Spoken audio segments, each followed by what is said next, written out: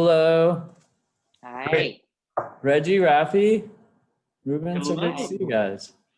Great to see you all as well. Thank you all for being here. I apologize to everybody watching for the technical difficulties we had. I think that we are all together now. This is the first of many Zooms that we'll have around our presidential appointments work, so I promise it will be much smoother next time, but I want to welcome all of our guests with me today. We have Reggie Greer, Rafi Friedman-Gerspan, and Ben Narella. All of them have a lot of experience and things to talk about, so I want to not get too deep into their bios because it'll take up a lot of time, but we'll go right into the conversation at hand. I know that there's a lot to discuss and there's a lot of questions that you all have.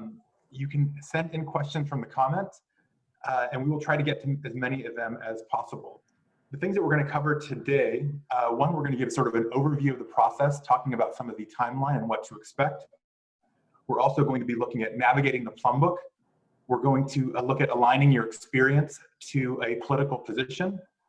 We'll look at resume and material submission, activating your network, and preparing for vetting. We'll also cover any questions that you all have, but please feel free to ask questions on the chat box. But thank you again all for being here. So I want to start off just giving a quick background on sort of the victory process. There's been some questions on sort of how our process works, so everyone's on the same page there. And then we'll get right into a conversation with Ben about the bigger timeline and what we think is happening on the transition side. So without further ado, I just want to talk about a little bit of the victory process. The Victory Presidential Appointments Initiative has three sort of principles that we're working towards. One of them is about being bold. You'll hear us talk about some of our bold goals for this work. One being the appointment of the first ever Senate-approved LGBTQ cabinet member. We're also looking for diversity in ambassadorships. And we're also looking to achieve 4.5% of all total positions go to an LGBTQ person.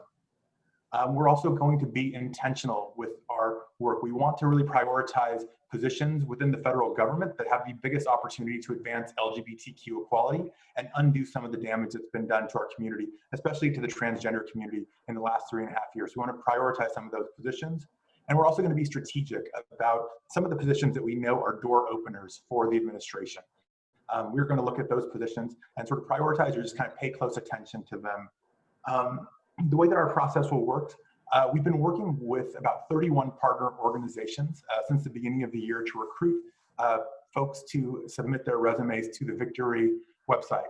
All of you on this call have done that already. There's now about 650 of you that have submitted resumes or applications to Victory's website, and we're thrilled that all of you have entered your information and that you're all excited as we are about the next administration. What we will be doing next is some light vetting for fit. We'll be looking at experience level, looking at things like sizes of budgets that you've overseen, supervisory experience, your expertise in areas. And we'll be looking at that so that we can pass names along to the transition team. Once the transition team is sort of officially up and running, when General Services Administration sort of signs off on it, we'll be able to have conversations with the transition team and make some recommendations and pass along some names and resumes over to the transition team to identify some of you all. Once we get a little further into the process, I know there's been some questions around resume and interview support. We'll also be able to do some of that. We're going to be working with a network of previous appointees and folks that have been through this process themselves to be able to provide some guidance to you all on how to shape your resumes and how to prepare for an interview. Probably some of the folks on this call may be helpful for that as well, and maybe they'll agree to do some of that for us also. So with that, I want to talk to Ben and just get a sense of, given your experience during the very early days of the Obama administration and working with PPO, I want to get a sense of what you think may be happening right now on the transition team. What is happening on the other side? What does their process look like, and sort of what can we expect around timing? Yeah, thanks so much, Ruben, and thank you everyone for tuning in. I'm so excited to be here with Rafi and Reggie and so many of you. Just before I launch into anything, just to give you some context about, the sort of advice I'm going to share. I was in PPO for the first 2.5 years of the Obama administration, and then went to USDA, and then was at USAID doing congressional affairs in all of the three roles. And so I think that what's an important thing, there are, as you go through this process, you'll notice that it's just a total alphabet soup, everybody talking about different acronyms, and there's a lot to keep track of. Initially, in this sort of period now, pre-inauguration, it's the Presidential Transition Team. Sometimes people call it PTT. And then after inauguration, it's the Presidential Personnel Office, PPO. So that's an acronym that you'll hear a lot. Different PPOs sort of structure themselves differently. The Clinton folks sort of had each of the agencies work with everybody across the entire office. So a particular group of people would handle all the very senior sort of Senate confirmed appointees, and another group of people would handle some of the more mid-level or Schedule C. And so really, and the Obama, when I was there during the Obama administration, they were organized, we organized it by clusters. So it was later called agency teams, and they were functionally organized. Like there was an economics cluster that held Treasury, SBA, OPIC, XM, national security, say, for example, state, USAID, MCC, domestic cluster that had HUD, HHS, labor, and like that. And the reason I sort of share this is that it gives you a sense of how the incoming administration may end up organizing themselves, and developing relationships within all that is sort of the coin of the realm. So at least knowing what you're looking for is useful. But really, Ruben, there are three main points I just want to share. Number one is, before you even start looking for a political appointment, I think it's really important to know what you want to do after you leave the administration. Because in some ways this is a professional development exercise for you, because that will really help you crystallize the types of roles you're looking for, the agencies you want to be in, and sort of be able to walk backwards from there so that you're aligned in the right direction when you leave. So the second point, I say this all the time, know your 3 and 3. I think it's really important to figure out 3 roles that you're interested in, whether, say you want to be chief of staff to a principal, say you want to be a senior advisor to a principal, or running ledge affairs. And then figure out what are the 3 agencies or departments you want to be in. Is it going to be Treasury, State, USAID? And so the value here is that you get to not only distill in your head what you're looking for, and you're able to articulate that. So many of these conversations happen in a casual way, so that you're at the ready to be able to share that. And this sort of leads to the third point, which is having an understanding of your 3 and 3. You're able to enlist your validators. And I know that Reggie's going to spend a little time talking about activating your network. And that's really where this comes in handy, is as you're talking to people, you can arm your validators to say, oh, I know that Rafi's interested in doing comms, public engagement, and external affairs at Treasury, State, USAID. And so that allows them to be a good advocate for you. So I call that sort of the echo chamber, and having them armed that way. And I'll sort of leave it at that. And yeah, Ben, that's incredibly helpful. One of the things I'm sensing, and from the experience I've already had this year, and with lots of conversations I've had with folks like yourself and folks who've been through the process before, I feel like patience might be a key word here. I want to give people a sense of how long they should expect for things to take. If people have submitted their information to the Build Back Better site last week, what are some kind of general timelines that people can kind of look forward to? or what should they be expecting? I think I think patience is very wise to advocate. I don't think that you should expect anything immediately. And then that's why it's, after, and given the sort of unique nature of where we are, where there isn't a formal sort of ptt.gov transition team office, I think that it's important to sort of allow some forbearance, I think, in people getting back to you. But at the same time, it's useful, use this time while you're waiting to hear back to engage your network, to let people know who you think will be validators for you. Say, hey, I submitted my stuff in, let me know. I want you to know that at some point I may need to have you advocate on my behalf. Right. And so that's at least use this time, but I think patience is very important. So Reggie, I think the 3 and 3 is a really good piece of advice that folks can act on right now. One way I think to find your 3 and 3 is to sort of dig into the Plum Book, and no one loves the Plum Book as much as you love the Plum Book. So I thought I'd give you the opportunity to just talk about give us some advice on how to navigate it. It's not the most user-friendly book in the world, but talk to me about, or talk to all of us about how you might be able to use the Plum Book to find those 3 and 3 that Ben talked about. Yeah, thank you so much, Ruben. And it's good to be with you, Ben and Rafi. It's good to see so many wonderful names popping up on the in the chat box.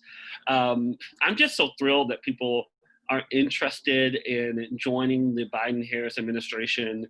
I think about the opportunity that we have right now as a community to, not only advance equality and align those priorities with the president-elect's and the vice president-elect's desire to push our community forward, but we have a really good chance to make sure that we are doing it with the intersectional lens. We're doing it holistically, and we're doing it in a way where the progress that we make will last for generations to come. So I'm just so excited that you're willing to put your expertise on the line to fight for our country and to serve this president and this vice president. So thank you all so much for just being here and being with us. So I love Ben's three on three rule, and I actually had 3 bullet points that I wanted to go over as people navigate the Plum Book, and I'm going to steal Ben's 3 on 3 as my third one. So I'll come back to that. But thank you so much for getting us started on that path, Ben. So whenever anyone suggests that you should go read the Plum Book, find positions that you're interested in, people always come back and they say, well, the Plum Book is really unreadable. I don't know how to read it. Well, that's the point. The point isn't for it to be a digestible document. So I'm going to give you all 3 tips in that I hope you will use as you're looking through the Plum Book. And if anyone's interested why it's called the Plum Book, that's only because it's printed in that color. There's no cute story behind it. So, and Reggie, where do people find the Plum Book? Yes. So there's if you Google it, there's a .gov link by from the government printing office that has it. Thank you, Tony, for putting it in the chat box there if you want to look at it in real time as we go through it, from the GSA rather. So the first point I want to make is that you should not look at title when you're trying to read the Plum Book. You should look at issue and agency. So to Ben's point about aligning all the things that all the things that you're good at. Don't get distracted by the titles that are listed. The Plum Book is printed every 4 years after a presidential election. The most current version of the Plum Book is still from from 2016, so it captures the very tail end of the Obama-Biden administration. So you'll find Rafi's name in it and my name in it, and in those positions. But what you really want to do is think about the issues that you are passionate about and aligning that with the different agencies that you might be interested in. And then the second thing is, look at the names that are listed. So if you are interested in transportation, for example, and I would encourage anyone to reach out to me if you have any questions about transportation positions, and if that's something you're interested in. Reach out to those folks. Those folks are there to be a resource. The LGBTQ plus 44 family, as we refer to it, is very, very much proud of to help get more LGBTQ plus people into the next administration. So, as you see those names and you have connection to folks, or if you know of someone who has a connection, don't be afraid to reach out. And I'll get into a little bit more later on how you activate your networks. But that's something to also pay attention to. But to the third point, and to Ben's point, following the 3x3 rule is actually a great way of mapping out your career. So a lot of people look at the plum book and think, I just want to go for this one position. You should be thinking, what position could I land in an administration that could help lead to the next one? So maybe you're thinking about the fact that maybe your career expertise doesn't quite align with an appointment right away. You should be thinking about, how could I just get in the door? Because once you're in the door, that allows you a lot of leverage to be able to move within an administration. So for example, I entered the Department of Transportation as a special assistant for scheduling in advance. I'd never done scheduling before, and never been in advanced staff before. But what that allowed me to do by being so close to Secretary Anthony Foxx, who was the secretary in the second term of the Obama-Biden administration, is that I was able to liaise with all the sub-agencies within DOT, FRA, FAA, NHTSA, like Ben said, there's a lot of acronyms, and FTA, Federal Highways, etc. And as a result, I was able to map out my next two positions within the Department of Transportation, which is Associate Director of Public Engagement and then Deputy Director of Public Engagement at the department. So, I would just encourage you to take a look at the Plum Book and look at the agencies that you're interested in, have those ready, but also look at where you might want to, if you don't think that you're going to get one position off the bat, find another position that might be a good entry for you. That will help the White House PPO office or even the transition team now better place you, because they'll know that you're flexible, that you're willing to sort of start out in one place and then move over to another. That's very helpful, Reggie. Rafi, we had a lot of questions about sort of lining up your experience, especially if you come from outside of government or you didn't serve on a campaign, if you're coming from the private sector or from a nonprofit sector. How do you look at your own skills and sort of make them most appealing to somebody who's in the transition office or who's heading an agency and doing hiring? How do you shape your skills around that?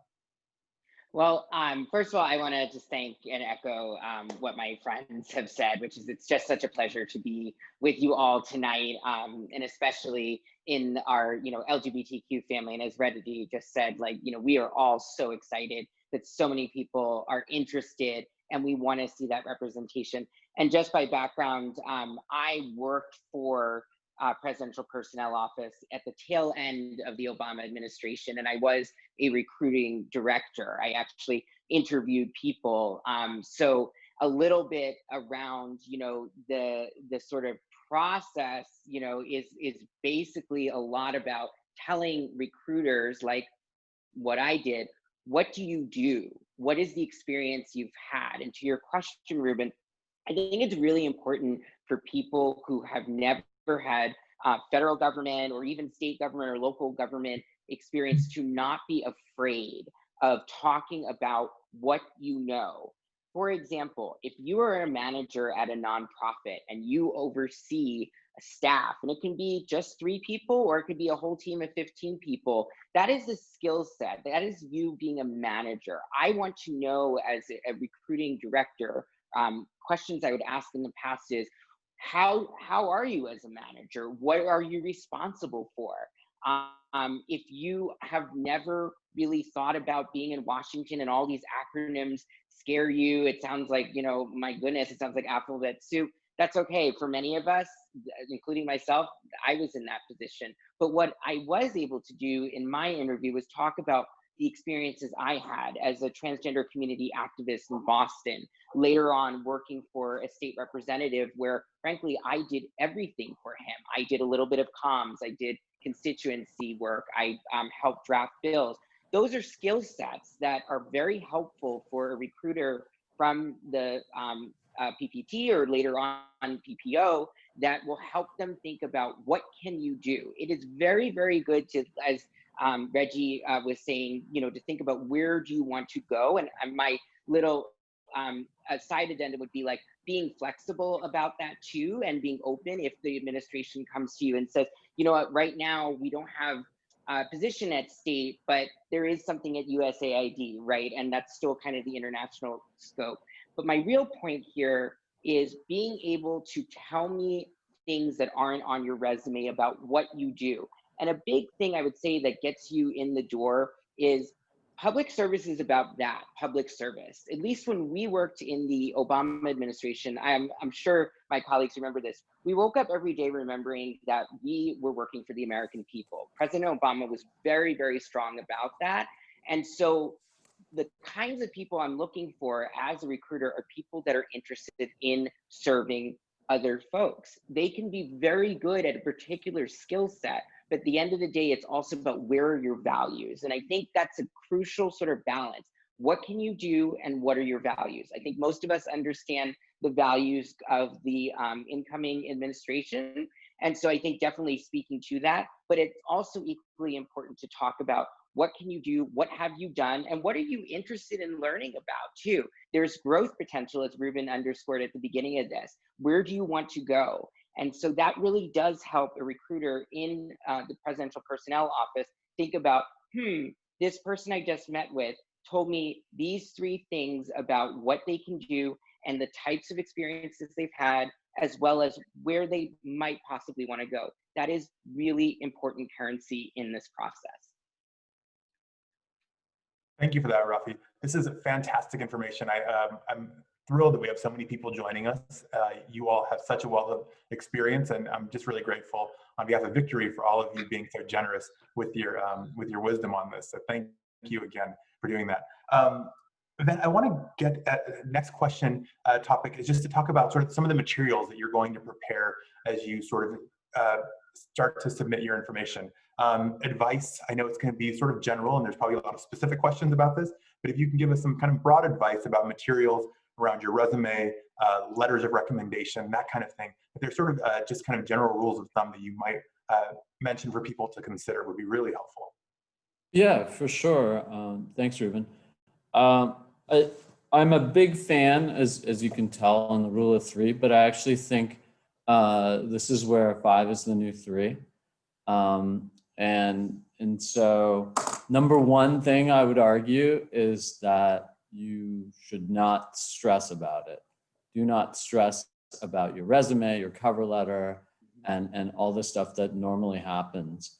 You know, they're useful to get your foot in the door, but applying for a political appointment, having your validators reach out, getting all that sort of stuff in line is just as important. So 1, don't stress. The second thing, and Rafi, I wonder whether when you're at PPO, whether you all had this debate as well, but you know, in some offices, if you're like a copy editor or something, everyone geeks out on the Oxford comma, whether or not you use the Oxford comma. Well, for us, at one point it was like, what do you know, how many pages should a resume be? And people would like seriously scratch their head. And you know, of the thousands of people resumes that we reviewed and the hundreds and hundreds of people we talked to, I think a good rule of thumb is 1 page for every 10 years of your professional experience. So if you're just new to the workforce, I would pare back, your 3-page expose on all the stuff that you've done, like through college and high school. And so, 1 page for every 10 years. And even that, I'm seriously starting to think that 1 page may actually be sufficient for 10 or 20 years even, because it's only the stuff that you've done recently that's important to sort of highlight, I would argue. And then you can list a lot of other stuff. And in this process, you'll have the opportunity to be able to talk, to elaborate. I think Rafi's point about tell us about stuff that's not on your resume is really important. And in fact, it gives you a jumping off point for the discussion. I think the third point really is everyone really has gotten the memo about saying, look, let's give an example. I redesigned my agency's webpage. We increased the number of page views by 50,000 hits a month. And then so everyone's really sort of metric focused, and that's really good. I think we've sort of turned the corner on really vague statements on your resume. But I would challenge you to actually add something else that's of value, which is talk about what resulted from that 50,000 page views that you increased it.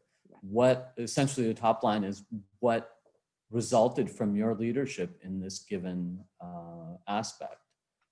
So it's the not only outputs but outcomes, I think, that are important to stress. The cover letter, I think, is useful, important. I would argue that there are 2 main sort of functions in the same sort of letter. Again, coming back to the 3 and 3, I think that it's important to identify right at the top of your letter, maybe in bold, all caps if you're seriously that bold to do it, but somehow highlight at the top so it's easily visible when you're sort of looking at it on the screen or have it as a printout. What are the 3 agencies and what are the 3 roles that you're interested in? Mm-hmm. And that at least will help in the initial triage, because you can imagine PTT and PPO will both be getting so many resumes as they review it. I think that helps in sort of getting it to the right people. And then you can also focus on a couple of things that sort of talk about, some of the stories that you want to convey. Again, I wouldn't make your cover letter too long. A page is more than sufficient. And the other value in sort of not only identifying your 3 and 3 in your letter, but also having some of your storytelling about your life and your experience, is that is something that people who are advocating for you can use, either internally in the White House or externally through your validators. I would actually I would actually send your materials, that, your resume and your cover letter, to your validators. I think it's important for them to know exactly how you've sort of framed your search. And the last thing, and then we can talk a little more about this, is getting validators to reach out and send letters of recommendation. So my main role at PPO was sort of focusing on congressional affairs. So when members of Congress had people they were advocating for to get a political appointment, I was the sort of first stop. Rafi, I think you did a lot of, maybe it was Mark Perriello, who did some of the constituency stuff. I think you were doing some of that. And so I think that there are many different buckets from which to get validators. And we can talk a little more about that, but you should tee those up. Ben, I love how actionable your advice is, and I love lists. And so I appreciate the breaking it down that way. And the rule of thumb on the resume length, I think, is really helpful to give people something to work from. So appreciate all of that. One question that came up in the chat that I think is relevant to this conversation right now is somebody asked, are validators the same thing as letters of reference? Reggie, you want to take this? Somebody asked to explain what validators are. I know we're going to throw that word around a lot. So if one of you can just take that on of explaining what a validator is, I think we can. Sure. Yeah. Yeah, thanks, Ruben. This is actually a part of activating your network spiel that I'm going to give. Your validators are your champions, right? And these are the people who are going to know the most about you. They're going to be your best ambassadors. They're going to be able to sell all the great qualities that you have as a potential appointee, someone that can be, a driver of the goals of the agency or the department or the office that you'll be working in, to the recruiter, to the White House PPO office, or to anyone that's looking to bring you on board. So, and I think it is different than a reference. You might ask some of the same people to be a reference in the traditional sense, but these are people that are going to go over and beyond for you, who you won't have to spend a lot of time telling them about the best aspects of your resume or of your career.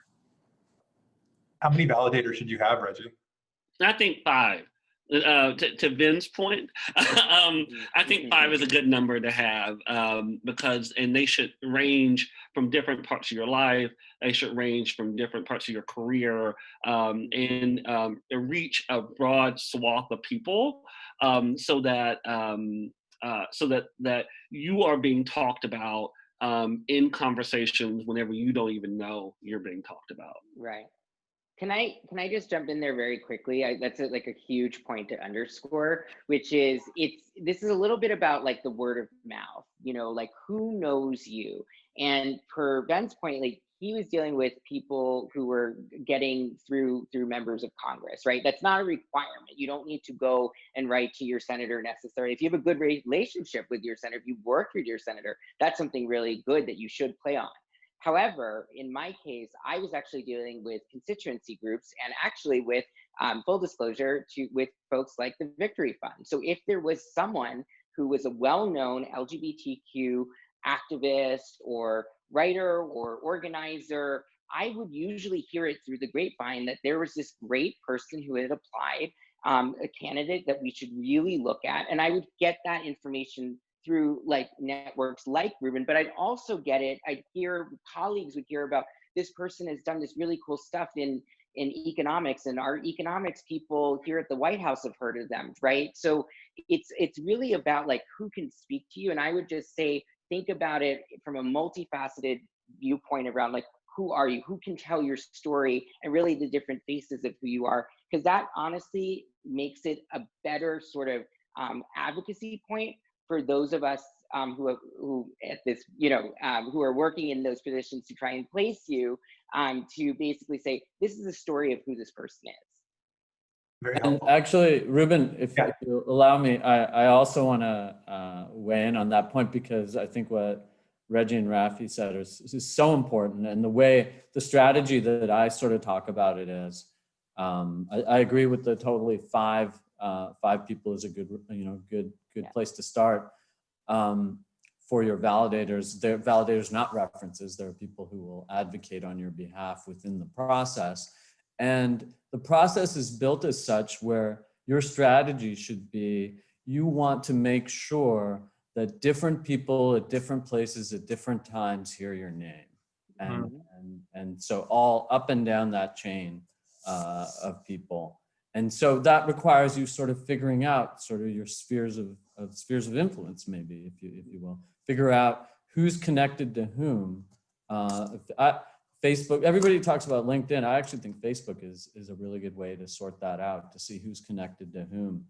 And the related sort of point there is, and I think I saw it in the chat, that it's useful to, you're going to send your name in, but organizations like the Victory Fund will organize slates. If you have other affinity organizations, college organizations, I'm involved with another organization called ICAP, International Career Advancement Program, and what a lot of these organizations do is do slates to transition and then PPO. say, look, here are 10 people who are part of our organization that we think should be part of the new incoming administration. Very helpful. Hey, Reggie, as you're talking about activating your network, a couple of things that I would love for you to hit on, in addition to what you had planned to say, is some folks in the chat are asking about if you're a younger person or if, and you don't have a network that's sort of established and connected, do your validators have to be sort of on the inside already? And how do you gain validators if you're sort of new to this field? That's one question. And then also some questions around timing. People want to know, when is the right time to activate your network? When is the right time to ask for those validators to start activating their networks on your behalf?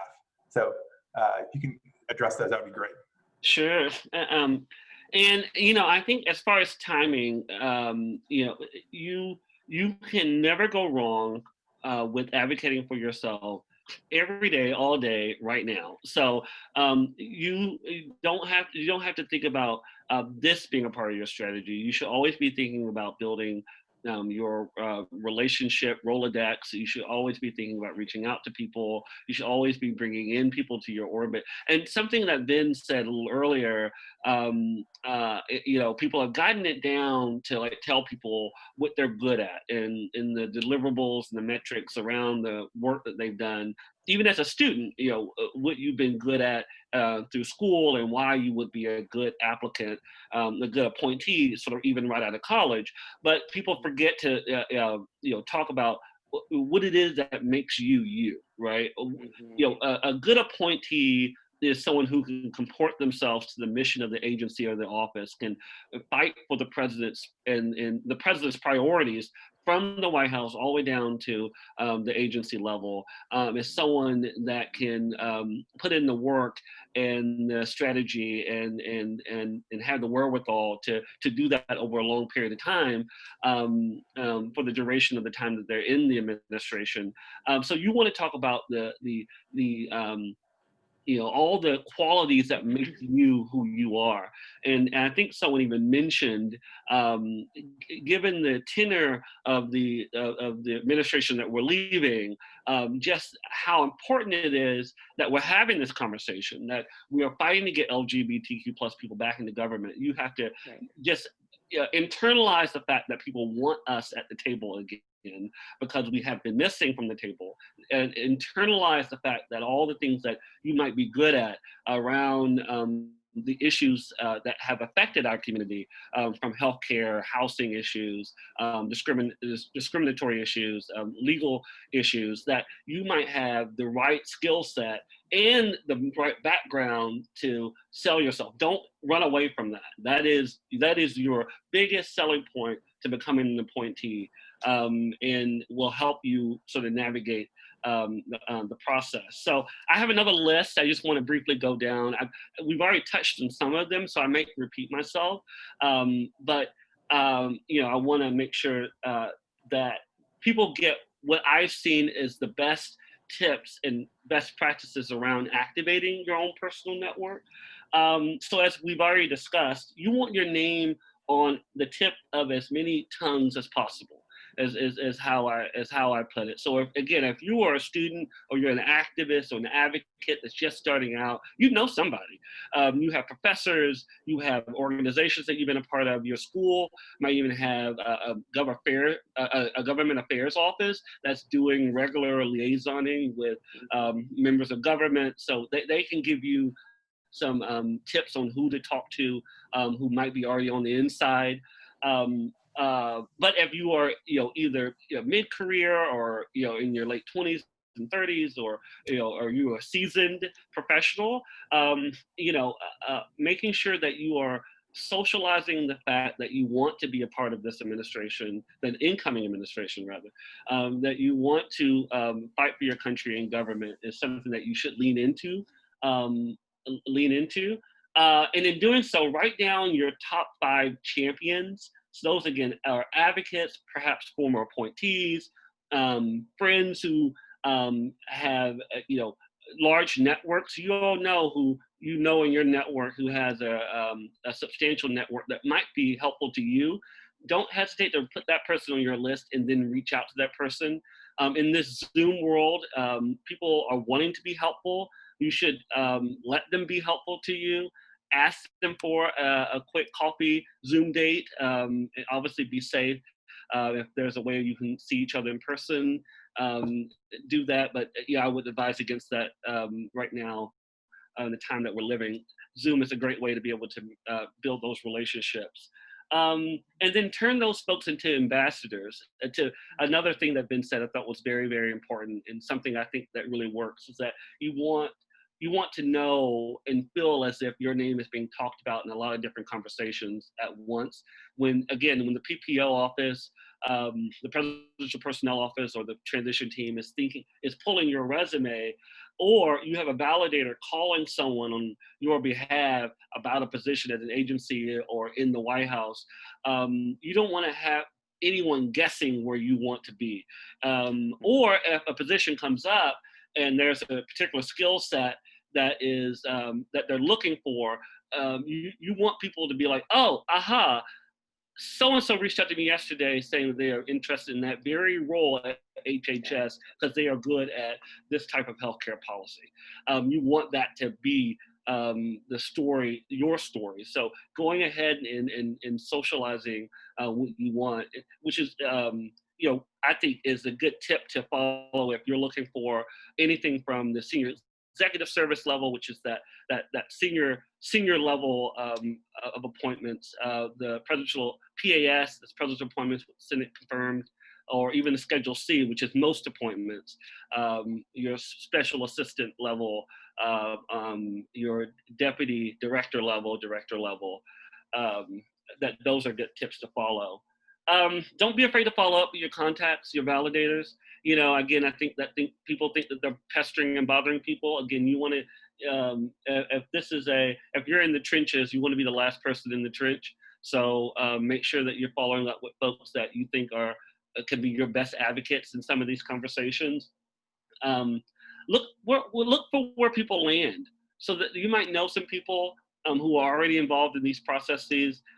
This is what's so great about the Victory Network. You're joining, an applicant pool, an organization that has a big family of LGBTQ folks who are ready and willing to assist you in this process. So you're not alone. Don't think you're alone for 1 minute.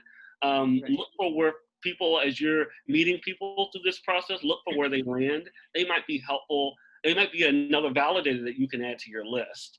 And then build relationship, please. If you're not already doing this, do this now, but build relationships that aren't transactional.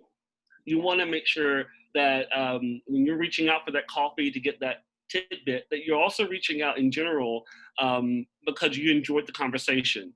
You're thanking them for the conversation. Perhaps you connected on another interest. You're following up. I love birthdays. If their birthday comes up, wish them happy birthday. Make sure they understand that you're wanting to build a relationship with them as a person, as a human being, as a professional, looking to join together in a larger community of LGBTQ plus people looking to build our country back better. And make sure that you're doing that as well.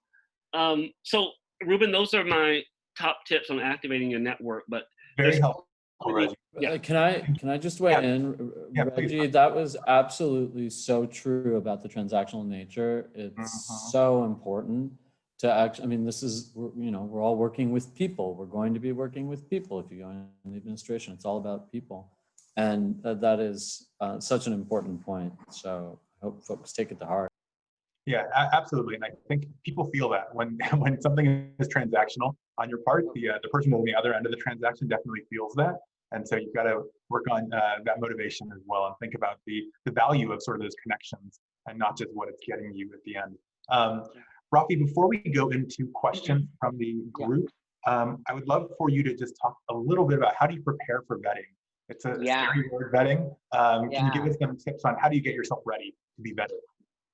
Well, just to give people an overall premise, and of course, Ben was right that every PPO in a White House is structured a little bit differently, but essentially there's always a team of people that are going to look into your background. They have to. They need to. The real reason I want to stress this is because they need to make sure you're not a national security risk. They need to know that you, you are who you are. You have the connections that you have. You're not lying to them. And then thirdly, because you're going to become a federal government worker, you are also going to go through an FBI background check. So number one thing is to just be honest and to, you know, tell the truth about what you've done, all of that. It's really embarrassing. There've been embarrassing phone calls that I've had to be on the other end of, you know, making the call, frankly, to people and saying, I'm very sorry, but you didn't pass vet. We really don't normally tell people why, but sometimes, you know, there's an insinuation of like, you didn't tell me the truth.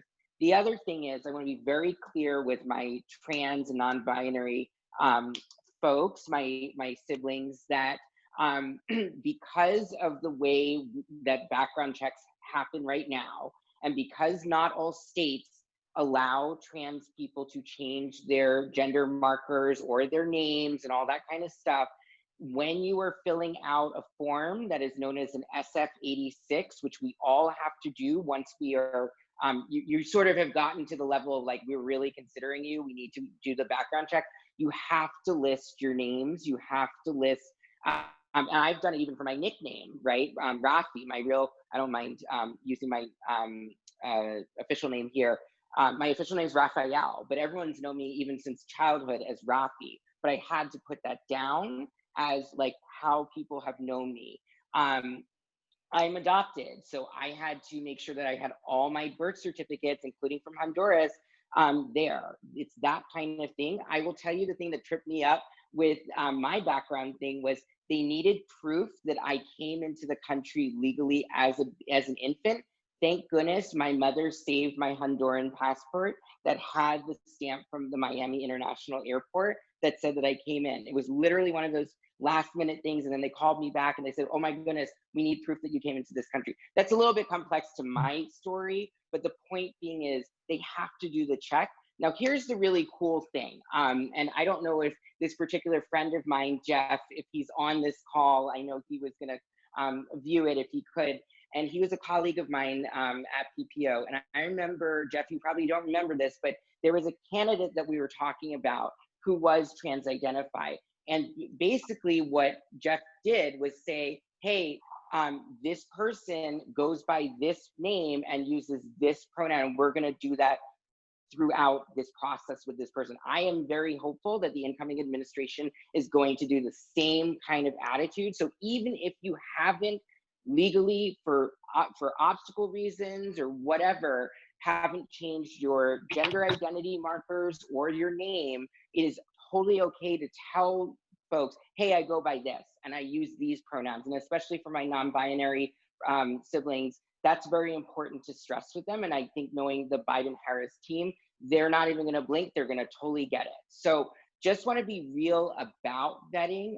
The other thing is, yes, if you, like the biggest thing I can tell you about SF-86 is if you have done drugs, like, you know, if you smoked, you know, marijuana, I know it's legal in many states now, you still should absolutely tell the truth and say that you have rather than lie. The biggest thing you can do and mess up your vetting is to lie. Honestly, all of us who are on this screen have gone through it. It is a little scary. It is scary to kind of talk to an FBI agent. It is scary to get a call from a lawyer. And they're really just making sure that everything lines up, because guess what? They want to just get you into that position too. Honestly, it's really not that stressful process once you think about, hey, I'm telling the truth. I am who I am. Here's the corroborating information, and that's it. Very, very helpful. I want to jump right into questions. We have lots of them that are coming up in the chat group. One question that came up from Ian Palmquist was around any advice for people seeking positions on boards or commissions as opposed to somebody seeking a full-time position? Any advice for them? Any of you can jump in for that. Yeah, I can jump right in and just say, like, absolutely make sure that you say so when you are applying, so that at least our PPO had an entire team that just dealt with boards and commissions.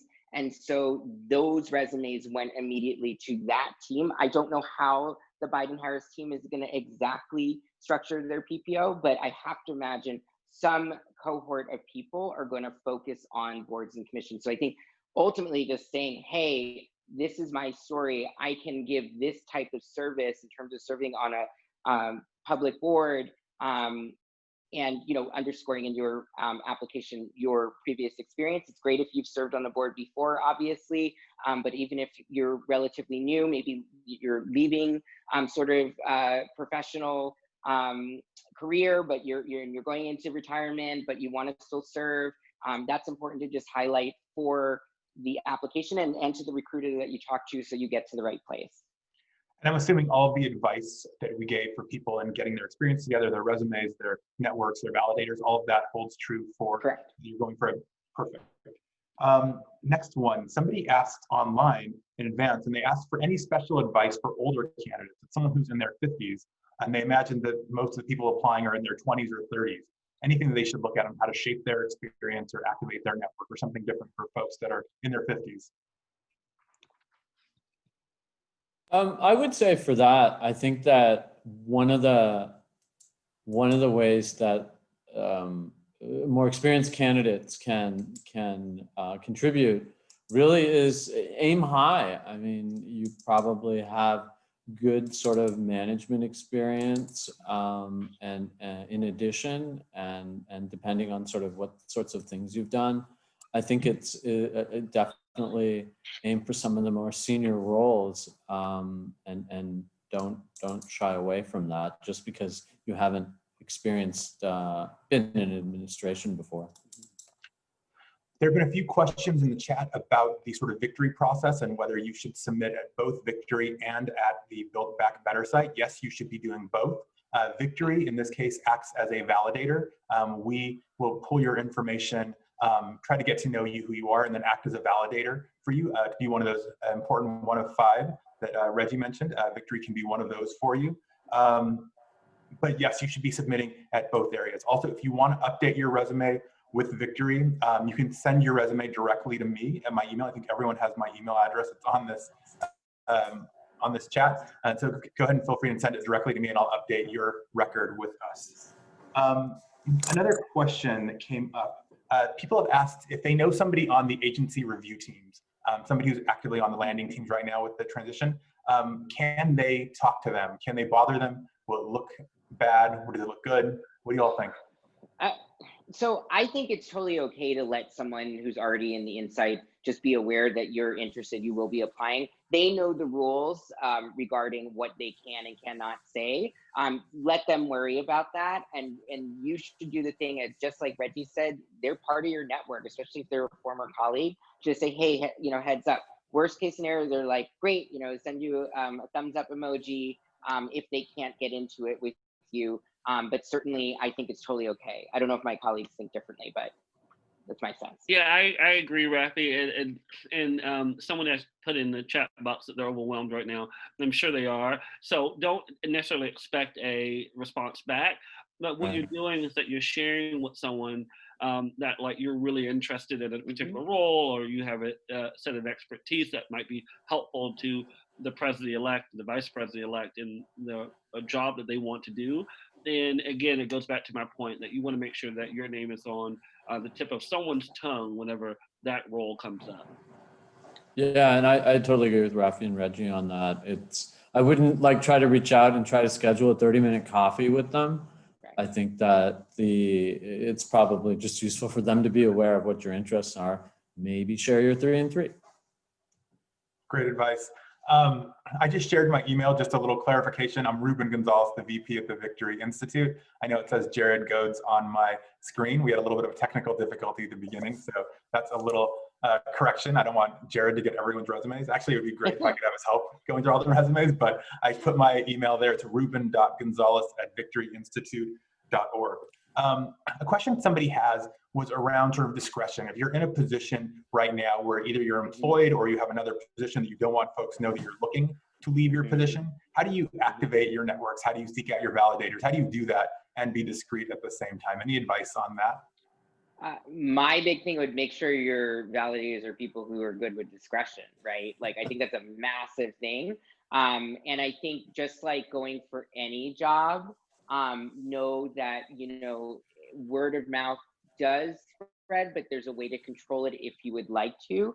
And I think, yes, we said 5, but if in your special discretion case, it's like one or two people that need to be a validator or be a reference, that's okay. Don't feel that you need to upend everything. And obviously, for people that want to make sure that they are holding on to their job. I mean, like, let me also say, I know we talked about this at the beginning. It's a long process. I want to be very clear with everyone. Sometimes it's short for people, but generally it's long. So folks should really think about this as like almost like college applications. You're putting your name in, you probably will get a call back at some point. But in terms of the discretion thing, it's like, let the people know that need to know, who need to validate for you, like Reggie was saying. But like, if you're worried about like the discretion thing, don't upend everything just because you're applying to presidential appointment. You might honestly not hear for a couple of months. Something else I want people to think about is the administration goes 4 years, right? There's going to be people that are hired in the first year. And I know everybody is really excited about getting right to work to help our country. But I want people to also, part of that patience goes beyond just the next couple of months as the transition team and that process activates, but also it could be that your position, what's the right fit for you, comes up next year or year 2 or year 3 of the administration. Right. I know, Rafi, we worked hard at Victory with you to help find people at the sort of tail end of the administration, and they're just as important as folks at the beginning. So I want people to think about that as well, really think long-term about this. There are so many questions in this Q&A. Sure. The next one I want to ask about is around registered lobbyists. Folks are asking, there's been a little bit of confusion how the current transition team will look at registered lobbyists. If anybody knows or has some specifics around it, it could be helpful. I don't know if Reggie, if you've heard anything, any guidance for— Sorry, I was trying to get off mute there. I apologize. Friends in lobbying, yeah. I actually don't have any up-to-date recommendation. I don't want to say anything wrong, so we can follow up. Do you have any questions around that? You want to send that to Ruben Gonzalez? I can an answer for you, unless Ben has something. No, I don't. Okay. Yeah, all I'd say is part of a background check would be to find out if you're a registered lobbyist. So again, if that's just something that you need to disclose, but I don't know, like Reggie said, let's get you the rules and what they're doing, and let's not misspeak. So we are right at 6:30. One thing that I wanted to say to the group before we close out, Victory will be hiring an appointments manager. If you are someone who has less experience in the government and wants to make some connections, this could be a great role for you. We're looking for somebody with about 3 to 4 years of experience. This is very self-serving, I know. And I will point to Reggie as somebody who's sort of an alum of the Victory family. Look how far he got.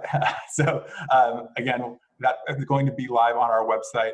Would love to see your resumes for that if anybody's interested in working at Victory to help support this project specifically. It's going to be a lot of fun and a great way to make some connections and really build, I think, an invaluable network. But I wanted to give you all the last word. If there's any lists or numbers or advice that you want people to have as we part. Reggie, Rafi, Ben, who wants to go first with some final words? Yeah, I would just say, I know we were pretty technical today, and I think, but all of us kind of touched on why we're here and why we're doing this. I wanted to emphasize that as we end. The government now more than ever needs LGBTQ plus voices in it.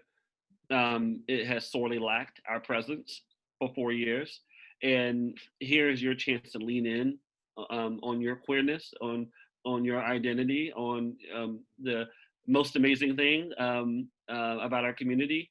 And so I want you to just own that as you think about the process, the appointments process going forward, that your voice is needed, that your narrative is extremely invaluable in this space.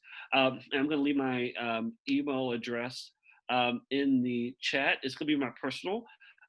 Please reach out. I would love to be helpful if I can. And thank you all for just being interested in serving President-elect Biden and Vice President-elect Harris. Thank you, Reggie. Rafi? Sure. I'm going to also put my email in before I forget. And apologies, folks. I do have a very busy morning job. So if I am delayed in getting back, you understand. Honestly, the public service was an incredible opportunity for me. I will never forget also just the people that I worked with.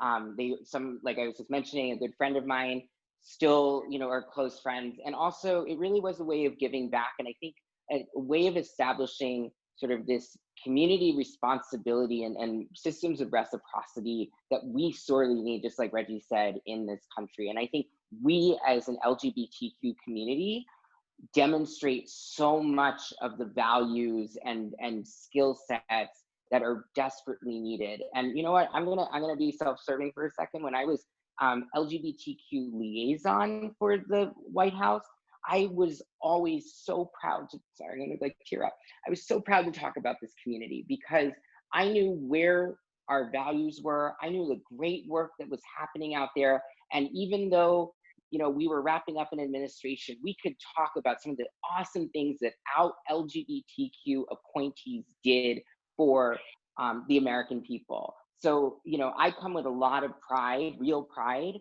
and I am so excited for this next administration because I hope they knock it out of the park on a lot of things, but I know they're going to knock it out of the park because they're going to have excellent LGBTQ people who are out in serving. Thank you, Rafi. And Ben. I don't think I could top any of that. I think Rafi and Reggie have totally nailed it. We talked a lot about sort of mechanics and metrics, but really it's important to remember why it is we're going into public service. Why we want to give back. And in a lot of ways, I think it's true that our voices matter, and this is such a great way to contribute. Thank you. Thank you all for your time today. I'm coming to you from Southern California, which explains the t-shirt, and I'm not in a button down in DC. I felt very underdressed when I logged in. But I appreciate all of you being here with us today. Your experience and your wisdom was invaluable. To the audience, I know that there's a lot of questions that didn't get answered, and we could have honestly spent an individual session on each of these kind of 6 topic areas, and we'll be rolling out more sessions with some of the folks from the LGBTQ44 family that can come in and talk to us about some of these areas and really dig down deep into some of these areas, especially as we get further along in the process. But again, we're so excited to work with all of you. To my 3 panelists, I would validate any of you any day. So thank you so much for doing this. Be careful. Yeah. I know. And can't thank you enough on behalf of Victory and myself. Really appreciate all your help. Have a great night, everybody. Thanks, everyone. Thank you. Bye-bye. Bye.